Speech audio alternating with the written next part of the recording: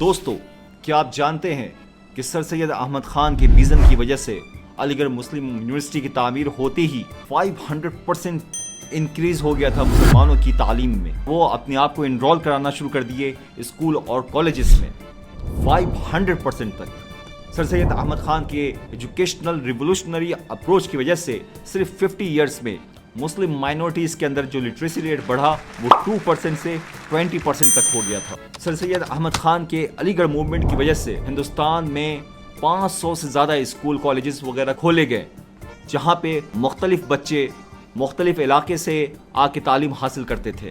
سر سید احمد خان کا جو فوکس تھا وہ سائنٹیفک ٹیمپر کو انکریز کرنا، لاجک اور ریشنالٹی کو شامل کرنا، کریٹیکل تھنکنگ کو بڑھاوا دینا، جس کی وجہ سے مسلم کمیونٹی اور جو دوسری کمیونٹیز ہیں ان دونوں کے بیچ میں جو گیپ تھا اس میں برج کا یہ کام کیا۔ اس سے ڈیفرنٹ کمیونٹیز آپس میں قریب آئیں، ایک دوسرے کے خیالات کو شیئر کیا، نظریات کو شیئر کیا، آپس میں ان کے بیچ میں جو ہے تعلق بڑھے اور انکلوسیو ایجوکیشن کا دور شروع ہوا۔ فرینڈز، سر سید احمد خان کا مسلسل جدوجہد عورتوں کی تعلیم میں بھی کہیں نہ کہیں ایک بڑا کرانتی لایا۔ 1906 میں وومنس کے لیے اسکولز وغیرہ بھی کھولے گئے۔ یہ ان کے جدوجہد کا ہی کمال تھا، ان کے ایفرٹس کا کمال تھا، جس کی وجہ سے بہت ساری عورتوں کا جو خواب تھا تعلیم حاصل کرنے کا، ماڈرن اور ٹریڈیشنل ایجوکیشن حاصل کرنے کا، وہ کہیں نہ کہیں پورا ہوا۔ تو آپ سمجھ سکتے ہیں فرینڈز کہ ماڈرن ایجوکیشن میں ان کا رول، ان کی اہمیت کتنی زیادہ تھی۔ کہیں نہ کہیں ہندوستان میں تعلیم کو لے کے ایک بڑا کرانتی سر سید احمد خان کے نام جاتا ہے۔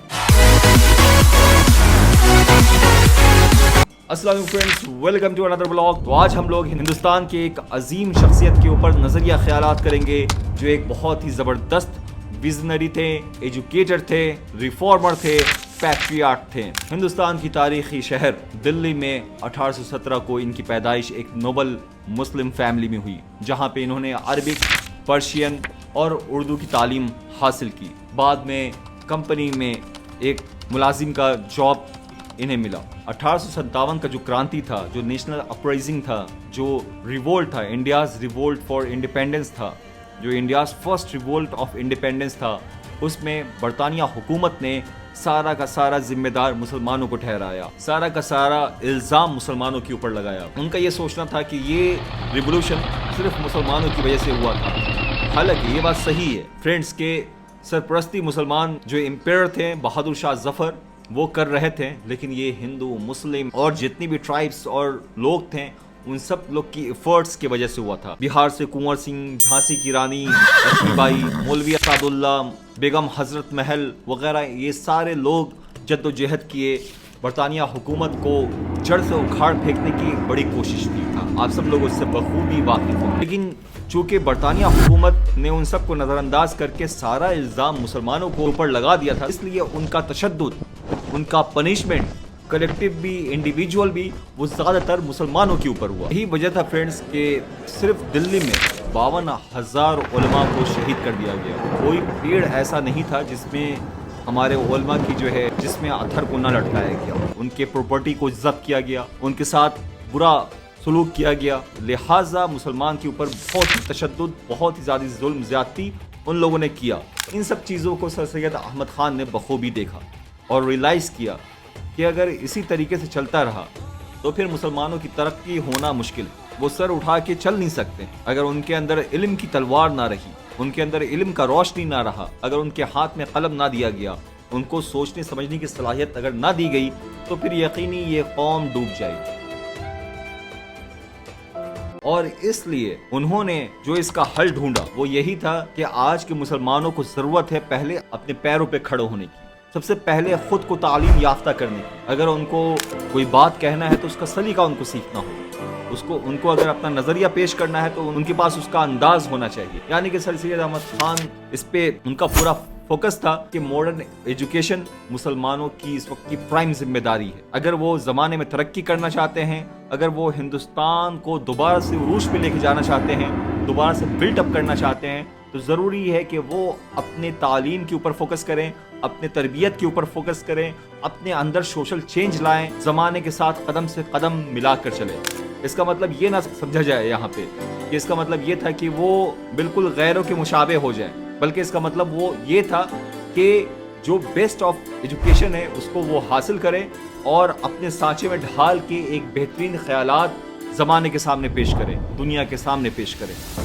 بہت سارے مولانا حضرات چونکہ اس وقت ان کے اس موقف سے واقف نہیں تھے، ان کے اس نظریے خیالات سے واقف نہیں تھے اور اس سے سہمت نہیں تھے کہیں نہ کہیں، اس لیے ان کو بہت سخت کریٹیسزم کو بھی جھیلنا پڑا۔ جو یہاں کے باقی مولانا حضرات وغیرہ تھے ان کے اندر بھی کہیں نہ کہیں اس بات کی فکر تھی کہ ایسا نہ ہو کہ ہمارے بچے جو ہے ویسٹرن ایجوکیشن وغیرہ حاصل کر کے ان کے طرح ہی بے شرم و بے حیا نہ ہو جائے، ہماری عورتیں بے حیا نہ ہو جائے اور ہمارے مرد گناہوں میں ملوث نہ ہو، کیونکہ ویسٹ کا جو اسٹائل ہے، لیونگ اسٹائل ہے، وہ مسلمانوں کے لیونگ اسٹائل سے بالکل ڈیفرنٹ ہے اور ویسٹ اپنے ایجوکیشن سے بھی کہیں نہ کہیں اس چیز کو پروموٹ کرتا ہے۔ تو اس بات کا خدشہ ان کو تھا کہ جو مسلم سوسائٹی ہے اس کو یہ ڈسٹرب نہ کر دے، تو اس وجہ سے وہ سر سید احمد خان کے اس نظریے کو طنز بھی کرتے تھے۔ ان سارے طنز طعنہ کو اور ان کے کرٹیسزم کو سر سید احمد خان نے بہت ہی پولائٹلی ایکسیپٹ بھی کیا اور اس کی وضاحت بھی بہت ہی خوبصورت انداز میں وہ کرتے رہے۔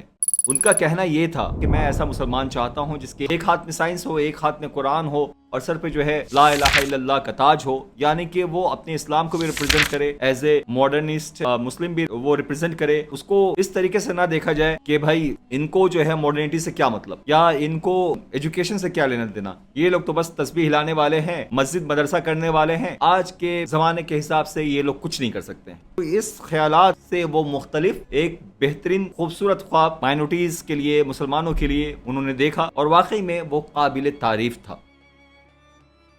1875 میں سر سید احمد خان نے محمڈن اینگلو اورینٹل کالج کی نیو رکھی، جو آگے چل کے علی گڑھ مسلم یونیورسٹی کے شکل اختیار کرتی ہے، جو انڈیا کی one of the most prestigious اور سینٹرل یونیورسٹی آف انڈیا ہے، جہاں پہ ویسٹرن ماڈرن ایجوکیشن کے ساتھ ساتھ اسلامک ویلیوز کا بھی خیال رکھا جاتا ہے، جو ٹریڈیشنل ویلیوز ہے اس کا بھی خیال رکھا جاتا ہے، جہاں پہ تھیولوجی سے لے کے سائنس تک ہر طبقے کے اسٹوڈنٹس آتے ہیں۔ One of the best universities around the world میں علی گڑھ کا بھی شمار ہوتا ہے۔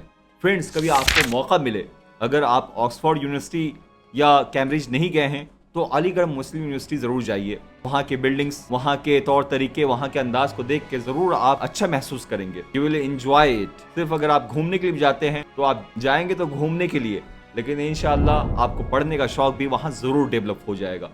سر سید احمد خان نے سائنٹیفک سوسائٹی 1864 میں کھولی۔ علی گڑھ انسٹیٹیوٹ گیزٹ بھی انہوں نے شائع کیا۔ 1888 میں order of the star of India کا ایوارڈ بھی ان کو دیا گیا۔ علی گڑھ موومنٹ کے ذریعے سے انہوں نے سوشل ریفارم، ماڈرن ایجوکیشن، جدید تعلیم وغیرہ کی بات کی۔ ہندو مسلم یونٹی کے اوپر انہوں نے بہت زیادہ فوکس کیا۔ ان کا خود کا کہنا ہے کہ ہندوستان ایک دلہن کی طرح ہے جس کی ایک آنکھ ہندو ہے اور ایک آنکھ مسلمان ہے، اگر اس میں سے ایک بھی آنکھ خراب ہو جائے گی تو دلہن بہت ہی بدصورت لگے گی، یعنی کہ دونوں کا ہونا ضروری ہے، دونوں اگر مل کے رہیں گے تو وہ دلہن بہت ہی خوبصورت لگے گی۔ اور واقعی میں پھر وہاں سے ایسے تعلیم یافتہ لوگ نکلتے ہیں جو آگے چل کے ہندوستان کی آزادی میں شرکت بھی کرتے ہیں اور کہیں نہ کہیں ہندوستان کو آزاد کرنے میں ان کی جد و جہد آج بھی احترام کے لائق۔ 27 مارچ 1898 کو سر سید احمد خان مالکی حقیقی سے جا ملے۔ انا للہ و انا الیہ راجعون۔ اللہ ان کی مغفرت فرمائے۔ سر سید احمد خان کے کچھ پاپولر کوٹس میں آپ کے سامنے پیش کرتا ہوں تاکہ تھوڑی بہت، حالانکہ ان کو جاننے کے لیے آپ کو بہت ساری کتابیں پڑھنی پڑے گی تاکہ آپ ایک بیلنس خیال اپنے اندر پیدا کر سکے، پھر بھی کچھ کوٹس میں آپ کے سامنے پیش کرتا ہوں۔